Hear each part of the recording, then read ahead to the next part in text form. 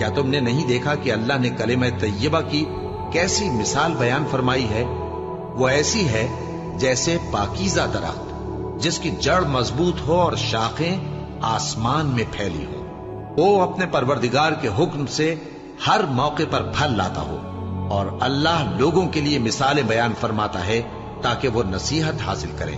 اور ناپاک بات یعنی غلط عقیدے کی مثال ناپاک درخت کی سی ہے کہ وہ زمین کے اوپر ہی سے اکھیڑ کر پھینک دیا جائے، اس کو ذرا بھی قرار و ثبات نہیں. اللہ مومنوں کے دلوں کو صحیح اور پکی بات سے دنیا کی زندگی میں بھی مضبوط رکھتا ہے اور آخرت میں بھی رکھے گا. اور اللہ بے انصافوں کو گمراہ کر دیتا ہے اور اللہ جو چاہتا ہے کرتا ہے. کیا تم نے ان لوگوں کو نہیں دیکھا جنہوں نے اللہ کے احسان کو ناشکری سے بدل دیا اور اپنی قوم کو تباہی کے گھر میں لا اتارا، یعنی دوزخ میں